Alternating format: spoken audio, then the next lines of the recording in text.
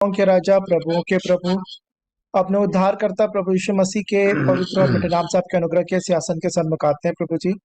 आपका धन्यवाद देते हैं कि आपने ये उत्तम समय जो हमको दिया है प्रभु जी, कि हम आपके चरणों में बैठकर आपकी आवाज को सुन सकते हैं प्रभु जी। हम सबको सुनने वाले कान प्रदान करें, ग्रहण करने वाला हृदय प्रदान करें प्रभु जी, कि आपका वचन जैसा वो है वैसे हम उसे ग्रहण करने पाए, समझने पाए प्रभु जी, और उस पर चलने पाए। हमें से कोई भी जन सिर्फ वचन के सुनने वाले नहीं, परंतु हर एक जन वचन पे चलने वाले बने, ऐसी दिया अनुग्रह चाहते हैं। हर एक की आत्मा, प्राण, देह को आप ही के हाथों में समर्पित करते हैं प्रभु जी। इंटरनेट कनेक्शन को भी, डिवाइसेस को भी आपके हाथों में सौंपते हैं। सबसे ज्यादा अपने मनों को प्रभु जी आपके हाथों में सौंपते हैं, कि हम प्रभु जी आपके वचन को तन मन से सुनने पाए। ऐसी दिया अनुग्रह चाहते हैं। प्रार्थना करते हैं मामू के लिए, जो वचन का भाग हमारे मध्य रखते हैं, जितने प्रिय वचन का भाग पढ़ते हैं, हर एक जनों पर प्रभु जी आपके आत्मा का अभिषेक चाहते हैं, और दुआ उद्धार करता प्रभु यीशु मसीह के पवित्र और मिठे नाम से मांग लेते हैं। आमीन। Amen, Amen. God bless you, Aman. Thank you. Thank you for your precious prayer. And Neetu पढ़ो। कौन हमको मसीह के रोमियो 38, कौन हम मसीह से अलग करेगा? नीतू तुम्हारा एक मिनट, तुम्हारा नीतू जी वेट, दादा। तुम्हारा ऑडियो ठीक नहीं आ रहा है, तुम्हारा नेटवर्क सही नहीं है। जी दादा। रेचल तुम पढ़ो स्क्रीन पे। जी मामू। रोमियो 8:35 से 39 तक। कौन हमको मसीह के प्रेम से अलग करेगा? क्या क्लेश या संकट? मामू एक मिनट। हाँ, जी।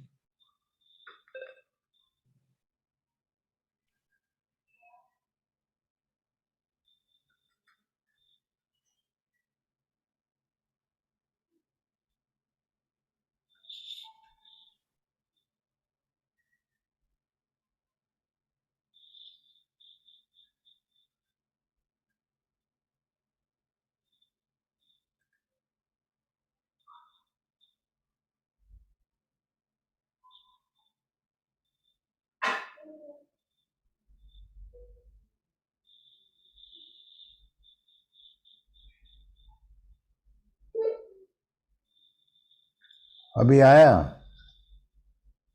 जी इब्रानियों दिखा रहे हैं मामू। हाँ पढ़ो। इब्रानियों। अच्छा रुको, रोमी 8:35 से 39 तक पढ़ो। ठीक है। रोमियो 8:35 से 39 तक।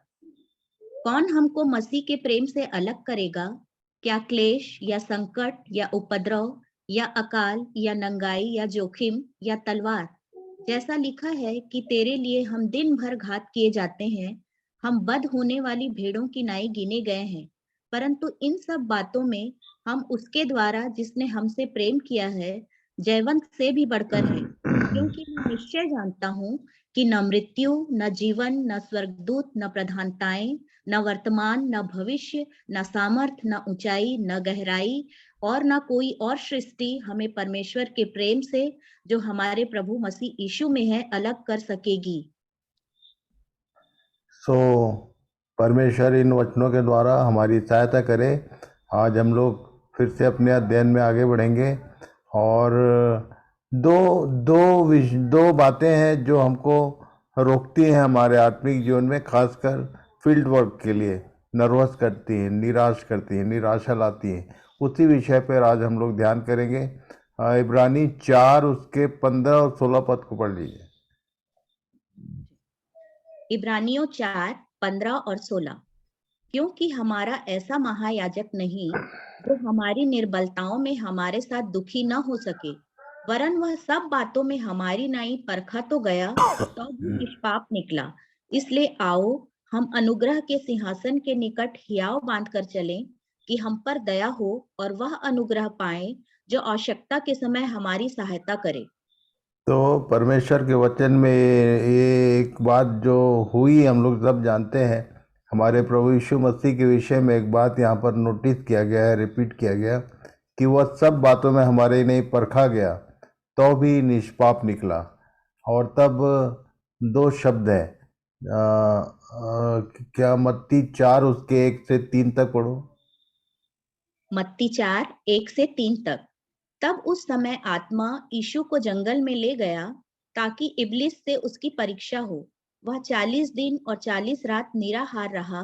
अंत में उसे भूख लगी। तब परखने वाले ने पास आकर उससे कहा, यदि तू परमेश्वर का पुत्र है तो कह दे कि ये पत्थर रोटियां बन जाएं। तो हमारे प्रभु यीशु मसीह के विषय में लिखा हुआ है कि परखने वाले ने पास आकर कहा। जब दो शब्द हैं जो आसपास है, परख और पाप, टेस्टिंग और सीन।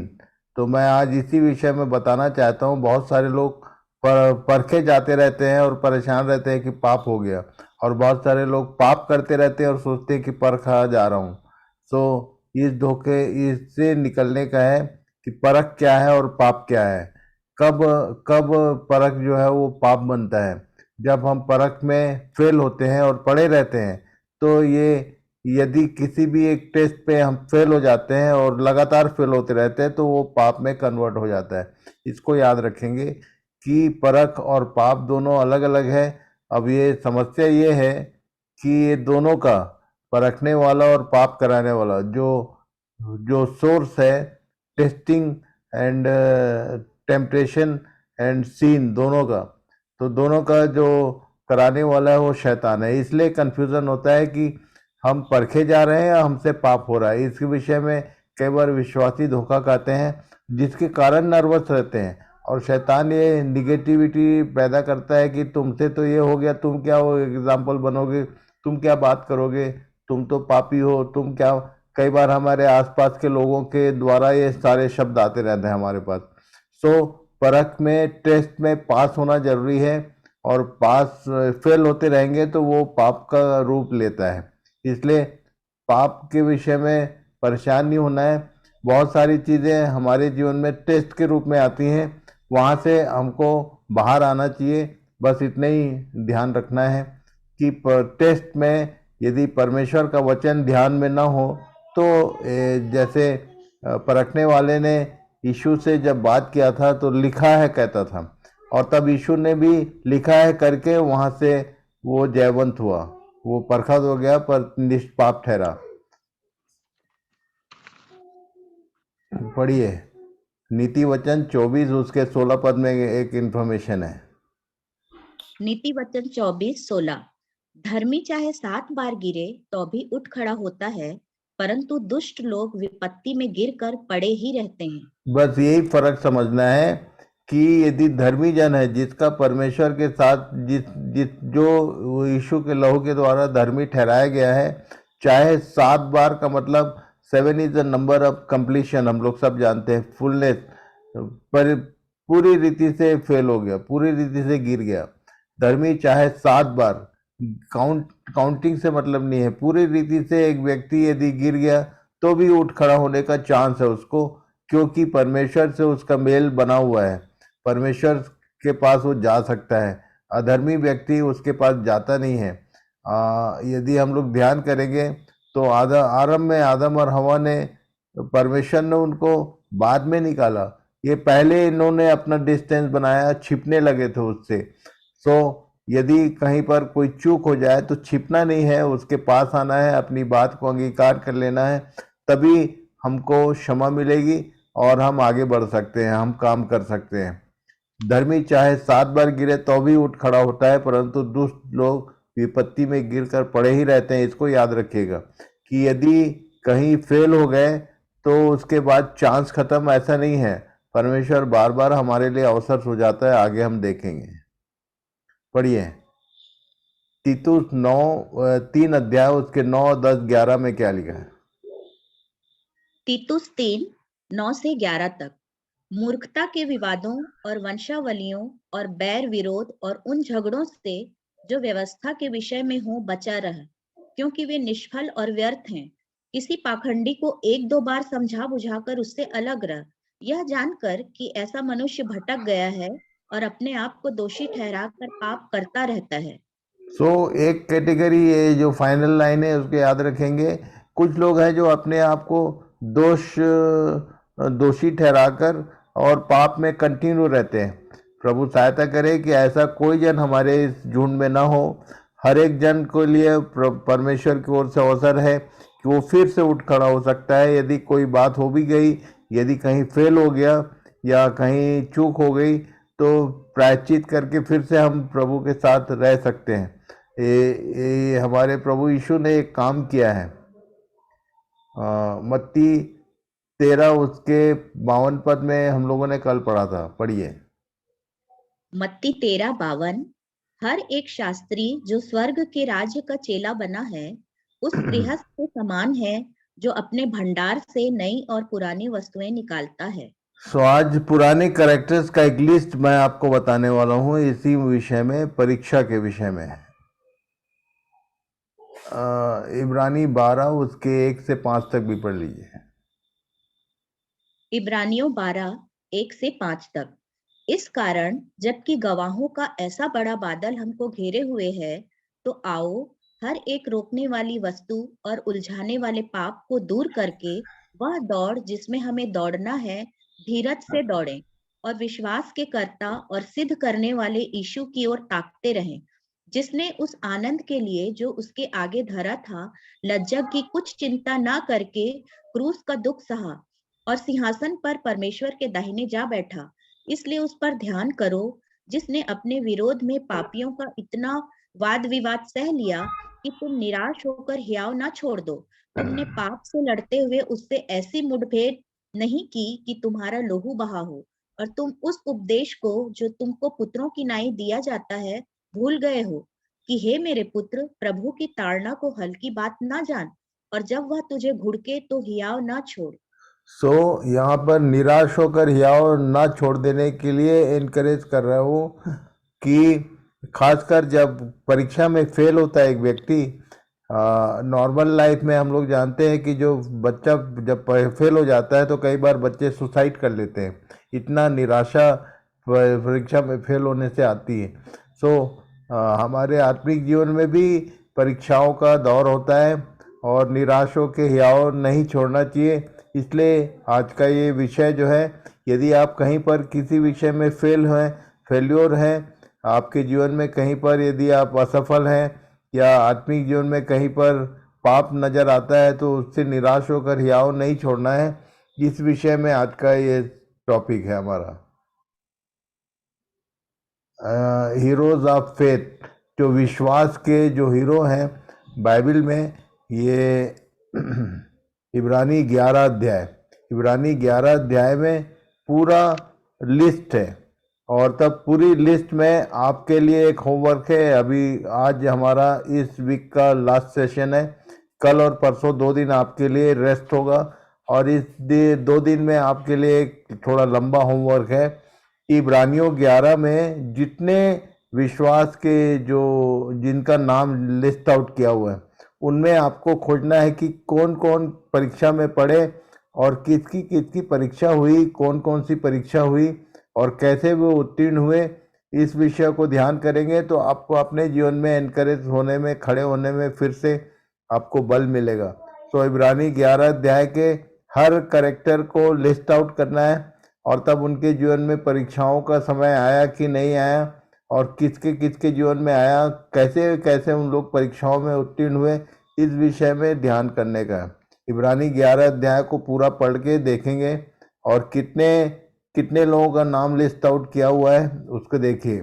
पुरानी और नई बातें, पुराने जो कैरेक्टर्स हैं पुराने नियम के और नए नियम के भी, उन सब का लिस्ट है वहाँ पर। इब्रानी 2 अध्याय उसके 14-15 पद में एक लाइन लिखी, पड़ी है। इब्रानियों 2:14 और 15। इसलिए जबकि लड़के मांस और लोहू के भागी हैं, तो वह आप भी उनके समान उनका सहभागी हो गया, ताकि मृत्यु के द्वारा जिसे मृत्यु पर शक्ति मिली थी, अर्थात शैतान को निकम्मा कर दे, और जितने मृत्यु के भय के मारे जीवन भर दासत्व में फंसे थे उन्हें छुड़ा ले। इन लाइनों को समझ लीजिए। जितने मृत्यु के भय के मारे, मृत्यु बोलने से ये आदम और हवा को बोला था कि तुम यदि फल खाओगे तो मर जाओगे। तो मृत्यु शब्द का मतलब होता है अलगाव। तो परमेश्वर की संगति से अलगाव ना हो जाए, इसका भय बहुत सारे लोगों को होता है। उसके दासत्व में जो लोग उस भय में जो फंसे रहते हैं, उनको छुड़ाने के लिए हमारे प्रभु यीशु ने शैतान को निकम्मा किया है। और इसलिए इस विषय में आप एकदम ध्यान रखना कि आप यदि एक बार धर्मी ठहराए गो उसके पवित्र लहू के द्वारा, तो आपको परमेश्वर की संगति से, परमेश्वर की बातों से कोई अलग नहीं कर सकता, इवन शैतान भी नहीं। इसलिए पाप या परीक्षा यदि आती है तो वहाँ पर भी हमारे लिए अवसर है कि अपने सिद्ध करने वाले यीशु की ओर ताकते रहें, उसके नाम से प्रार्थना करें, और तब वो हमको परमानेंट अलग नहीं कर सकता, वो अनंत मृत्यु तक हमको नहीं पहुंचा सकता। इसलिए इन विषयों को ध्यान करेंगे। ये इस लाइन को याद रखें आप कि मृत्यु के द्वारा उसे, जिसे मृत्यु पर शक्ति मिली थी, अर्थात शैतान को निकम्मा किया हुआ उसने, और जितने जो मृत्यु के भय के मारे, अलगाव के भय के मारे जीवन भर दासत्व में फंसे थे, उनको छुड़ाया उसने। तो हम सब स्वतंत्र किए हुए लोग, छुड़ाए हुए लोग हैं, और एक बार हम धर्मी ठहराए गए हैं। अब हम पर वो छाप नहीं लगने वाली। यदि आप गिर के पड़े रहेंगे तभी आप पर दुष्ट की छाप लगेगी, नहीं तो आप उस हमारे प्रभु यीशु के लहू के कारण हम लोग सब धर्मी ठहराए हुए लोग हैं। इसलिए शैतान के किसी ऐसी विचार पर या कहीं किसी के माध्यम से वो काम करता है। यदि कोई कहे कि अरे तुम तो ऐसे हो, तुम क्या बात करोगे, तो आप बोलो कि प्रभु यीशु ने मुझे सब बातों में क्षमा प्रदान किया है। पढ़िए रोमी 8 अध्याय उसके 35 से 39 तक। रोमियो 8 35 से 39 तक। कौन हमको मसीह के प्रेम से अलग करेगा? क्या क्लेश या संकट या उपद्रव या अकाल या नंगाई या जोखिम या तलवार? जैसा लिखा है कि तेरे लिए हम दिन भर घात किए जाते हैं, हम वध होने वाली भेड़ों की नाई गिने गए हैं। परंतु इन सब बातों में हम उसके द्वारा जिसने हमसे प्रेम किया है जयवंत से भी बढ़कर हैं। क्योंकि मैं निश्चय जानता हूँ कि न मृत्यु, न जीवन, न स्वर्गदूत, न प्रधानताएं, न वर्तमान, न भविष्य, न सामर्थ, न ऊंचाई, न गहराई और न कोई और सृष्टि हमें परमेश्वर के प्रेम से जो हमारे प्रभु मसीह यीशु में है अलग कर सकेगी। इसलिए इस बात की चिंता तो आप छोड़ ही देना कि आपको कोई प्रभु के प्रेम से अलग कर सकता है। इवन शैतान भी नहीं कर सकता। उसने आदम और हवा को परमेश्वर की संगति से दूर कर दिया, पर हमारे लिए अब उसका चांस खत्म हो गया। अब वो नहीं कर सकता। हमारे लिए अवसर है कि हम फिर से यदि कहीं पर यदि फेल हो रहे हैं तो पास होने का चांस है। और उसके विषय में और क्या क्या बोलता है, पढ़िए। 1 कुरिन्थी 10 उसके 13 पद में क्या लिखा? 1 कुरिन्थियों 10:13। किसी ऐसी परीक्षा में नहीं पड़े जो मनुष्य के सहने से बाहर है, और परमेश्वर सच्चा है, वह तुम्हें सामर्थ से बाहर परीक्षा में न पड़ने देगा, वरन परीक्षा के साथ निकास भी करेगा कि तुम सह सको। एक तो पहली बात यह है कि ये बोल रहा है कि परीक्षा सामर्थ्य से बाहर परीक्षा में पढ़ने नहीं देता हूँ। यदि मैं जानता हूँ कि मेरी सामर्थ्य यदि अय्यूब के बराबर होगी तो अय्यूब के इतनी बड़ी परीक्षा भी हो सकती है। इसलिए मैंने बोला है कि इब्रानी 11 को पूरा पढ़ लेना। कहाँ कहाँ तक की परीक्षा का रेंज है कि वो पूरा लिस्ट हो उसमें। और तब याकूब 1 उसके 2, 3, 4 पद पे क्या लिखा है, पढ़िए। याकूब 1:2 से 4 तक। हे मेरे भाइयों, जब तुम नाना प्रकार की परीक्षाओं में पड़ो तो इसको पूरे आनंद की बात समझो, यह जानकर कि तुम्हारे विश्वास के परखे जाने से धीरज उत्पन्न होता है। पर धीरज को अपना पूरा काम करने दो कि तुम पूरे और सिद्ध हो जाओ और तुम में किसी बात की घटी ना रहे। हाँ, इस विषय में एक बात जरूर ध्यान रखना है। परीक्षा के विषय में जब भी परीक्षा की बात होती है तो परखने वाला तो यीशु का परखने वाला, परीक्षा लेने वाला शैतान था। और यहाँ पर कुछ बातें और हैं परीक्षा के विषय में, पढ़िए 13 से 16 तक। याकूब 1:13 से 16 तक।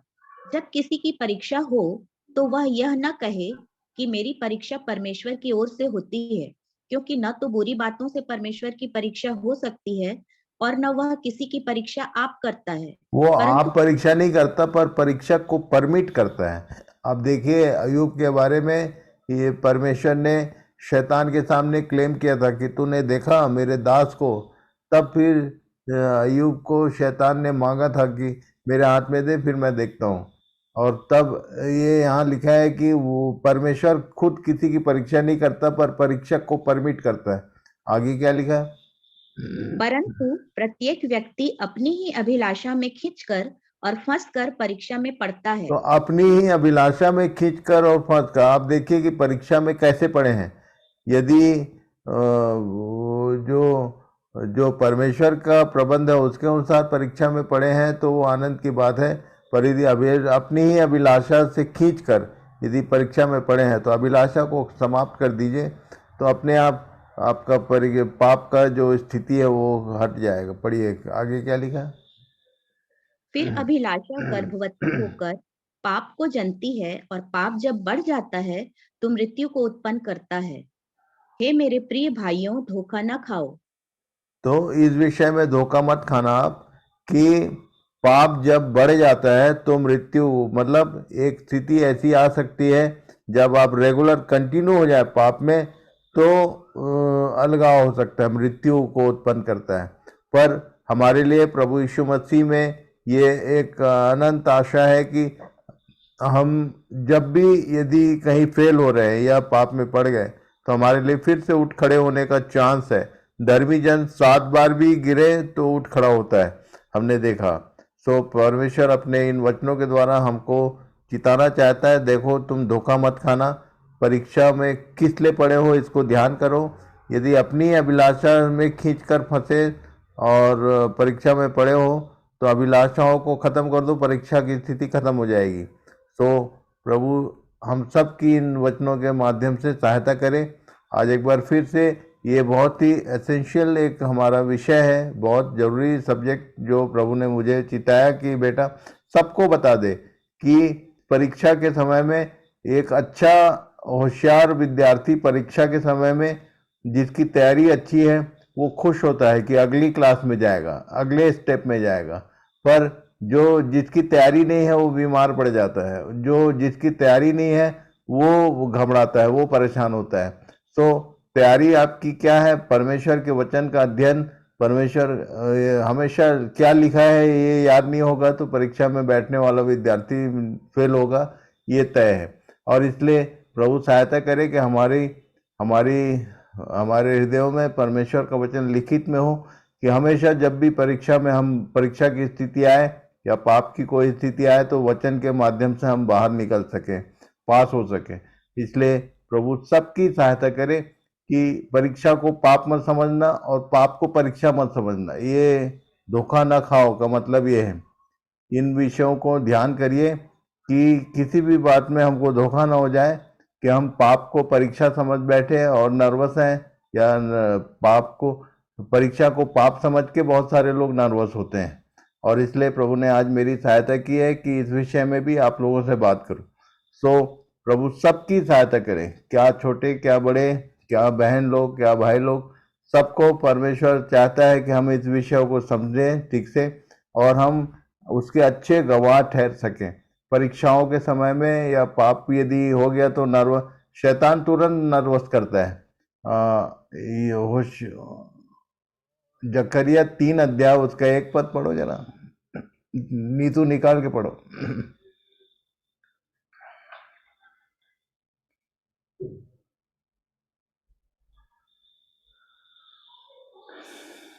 जकरिया 3 उसका 1।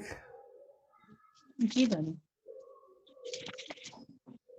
फिर उसने यहोशू महायाजक को यहोवा के दूत के सामने खड़ा हुआ मुझे दिखाया, और शैतान उसकी दाहिनी ओर उसका विरोध करने को खड़ा था। एक बात याद रखना कि उसका मुख्य काम भाइयों पर दोष लगाने वाला ये नाम है प्रकाशित वाक्य में शैतान का। और वो एक ही काम करता है, एक तो पाप करा देगा, परीक्षा में फेल कराएगा और उसके बाद दोष लगाने को खड़ा रहता है। यहाँ लिखा है कि यहोशू महायाजक जब वहाँ पहुँचा है तो वहाँ भी वो बगल में खड़ा है दोष लगाने के लिए। फिर से पढ़ना उस लाइन को। फिर उसने यहोशू महायाजक को यहोवा के दूत के सामने खड़ा हुआ मुझे दिखाया, और शैतान उसकी दाहिनी ओर उसका विरोध करने को खड़ा था। तो ये हमेशा हमारा विरोधी है, वो खड़ा रहेगा। पर यदि आपने समय रहते अपने, जैसे हमारे प्रभु यीशु ने बोला कि मार्ग में ही तुम मुद्दई से अपना मेल मिलाप कर ले, तो वहाँ कचहरी में जब खड़े हो गए तो वहाँ पर जो न्यायी है वो बोलेगा कि नहीं, इसने अपने पाप का अंगीकार कर लिया है या मेरे साथ भी उसका तालमेल सही है। और इसलिए प्रभु सबकी सहायता करे। कहीं पर भी आप लोग किसी विषय में निराश नहीं होना, और यदि कहीं परीक्षा में फेल हो रहा है तो कुछ नहीं, तैयारी आपकी सही रहनी चाहिए। बाइबल का रीडिंग और इंक्रीज कर लो, परमेश्वर के वचन की बातें आपको याद रहेंगी, ध्यान में रहेगा, तो फेल नहीं होगे। यीशु ने भी वो लिखा है बोल के वो अपने परीक्षा के समय में स्थिर रहा और सफल हुआ उसमें। वो मॉडल है हमारे लिए। और इसलिए प्रभु सबको आशीष दे। आज के वचन के द्वारा सबको एनकरेज करना चाहता है प्रभु कि तुम कहीं निराश होकर चुपचाप हाथ पे हाथ धर के बैठ मत जाओ। कई बार पाप हो जाता है, उसके बाद कोई दूसरा आके बोलता है कि तुम तो ऐसा ऐसा करते हो, तुम कहाँ प्रभु के वचन की बात करते हो। तो उस विषय में कभी भी नर्वस नहीं होना है, रुकना नहीं है अपने दौड़ में। इब्रानी 12 का 1 और 2 एक बार फिर से पढ़ लो।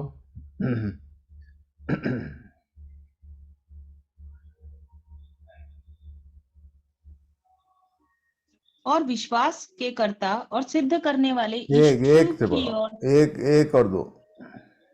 इस कारण जबकि गवाहों का ऐसा बड़ा बादल हमको घेरे हुए है, तो आओ हर एक रोकने वाली वस्तु और उलझाने वाले पाप को तो ये दूर 2 चीज करके है, उलझाने वाली हर एक रोकने वाली वस्तु और उलझाने वाले पाप, ये 2 चीज हैं जो आपको रोकने का फुल प्रयास करेगी।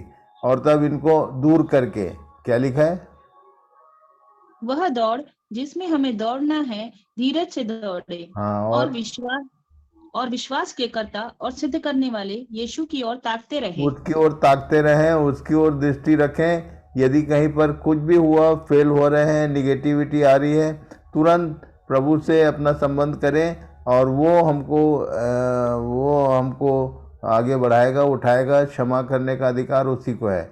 सो प्रभु सबको इन वचनों के द्वारा आशीष प्रदान करें। हम फिर से प्रार्थना के साथ आज की सभा को यहीं समाप्त करेंगे, आज के अध्ययन को यहीं रोकेंगे। हेम भाई प्रार्थना में अगुवाई करेंगे। हेम कुमार जी जी जी, हाँ, प्रार्थना कीजिए। आइए प्रार्थना में जाएंगे।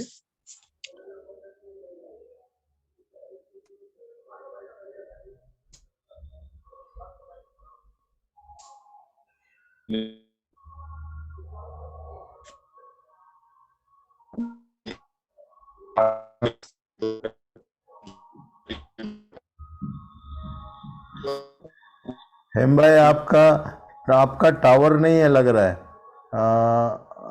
और कोई प्रार्थना करेंगे? मीना बहन नागपुर। हाँ जी।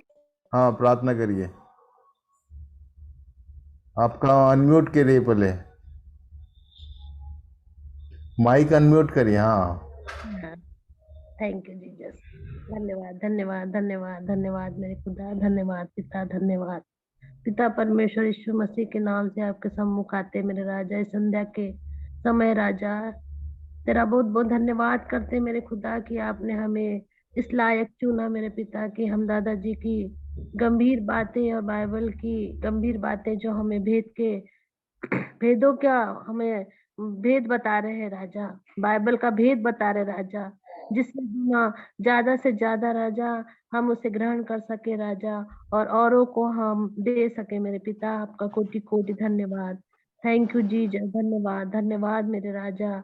ओ मेरे पिता, इतना दृढ़ यानी ये यीशु के लहू से, यीशु के नाम से राजा जितना हम अध्ययन कर रहे हैं राजा, वह हमारे हृदय पे पटिया में लिख पाए राजा, ताकि हम अंतिम दिनों तक इसे थामे रहे मेरे राजा। कोई शैतान इसको चुरा ना सके राजा, यीशु मसीह के नाम से मेरे पिता। और यीशु मसीह के नाम से जो भी हमारे ऊपर आए राजा, वो परीक्षाओं में हम पास हो सके राजा। ऐसे हम अपने मनों को और दिलों को संभाले रखे मेरे पिता। हर एक परीक्षा की घड़ी में हम गंभीर और स्थिर रहे मेरे पिता। ताकि हम वचन में बने रहे मेरे राजा। आपका कोटि कोटि धन्यवाद। धन्यवाद करते हैं मेरे राजा। हो मेरे पिता, आपका कोटि कोटि धन्यवाद करते हैं राजा। यीशु के नाम से राजा, जितने भी हम अध्ययन कर रहे हैं राजा, हो मेरे राजा, जितने भाई बहन आए हैं राजा, उनको नामो नाम आशीष दो राजा। और इस अध्ययन को राजा, इस अध्ययन को उनके हृदय में लिख दो राजा, और एक एक वाक्य और एक एक वचन राजा हमें याद रहने पाए मेरे पिता। आपका कोटि कोटि राजा जी, राजा नामो नाम आशीष दो राजा, कि हमारे लिए गुरु के रूप में राजा हमें भेजे हो मेरे पिता। नहीं तो हमारी कोई लायकत ही नहीं थी राजा कि हम इस योग्य ठहरे राजा, लेकिन आपने इस योग्य ठहराए मेरे पिता, कि हम उस अध्ययन को हम पूरा सुन सके और अपने वचन के अनुसार चल सके राजा, और अपने जीवनों में उसे काम ला सके मेरे पिता। आपका कोटि कोटि धन्यवाद। Thank you Jesus. धन्यवाद धन्यवाद यीशु। ओ मेरे पिता धन्यवाद। धर्मी चाहे 7 बार भी गिरे मेरे पिता, तभी वो उठ खड़ा होता है राजा। और दुष्ट को कोई आशा नहीं मेरे पिता। तू हमें धर्मी बनाया मेरे पिता अपने लहू के द्वारा मेरे राजा। एक एक कतरा अपना यीशु मसीह का नाम से राजा, यीशु अपने एक एक कतरा हमें हमारे लिए कुर्बान कर दिया मेरे पिता। आपका कोटि कोटि धन्यवाद। हमें सारे पापों से छुटकारा पा लिए राजा, यीशु का नाम से मेरे पिता। आपका कोटि कोटि धन्यवाद। Thank you Jesus. Thank you Raja. Thank you. फिर से इस अध्ययन को राजा आपके हाथों में सौंप देते राजा, और दादाजी को भी आपके हाथों में सौंपते हैं राजा। उनके स्वास्थ्य को ओ मेरे पिता बड़े अच्छे से राजा, अच्छे से रखना मेरे पिता। आपका कोटि कोटि धन्यवाद। Thank you Jesus. जितने आए हैं राजा, सभी भाई बहनों को नामो नाम आशीष देना मेरे पिता। आपका कोटि धन्यवाद यीशु। धन्यवाद पवित्र आत्मा। इस छोटी सी विनती प्रार्थना को यीशु नासरी के नाम से मांग लेते। खुदा ग्रहण कर इसे स्वर्ग में। आमीन आमीन। सो गॉड ब्लेस यू मीना बहन, और सबको प्रभु आशीष दे। फिर से हम लोग मैंने होमवर्क दिया है, आप जरूर उसको इब्रानी 11 अध्याय को खोल के उसमें जितने लोगों का नाम है उनको वॉच करिए कि कौन कौन लोग कैसी कैसी परीक्षाओं की स्थितियों में गए और कैसे निकले। वहाँ से आपको इनकरेजमेंट मिलेगा। सो हम लोग सोमवार को फिर से मिलेंगे एक बार फिर से 2 दिन के लिए। बाय, गुड नाइट, शालोम। प्रभु सबको आनंद और शांति अनुग्रह बहुतायत से प्रदान करे। शालोम दादाजी। गुड नाइट भैया। Good night. Shalom, good night. Shalom shalom shalom shalom good night. Shalom shalom.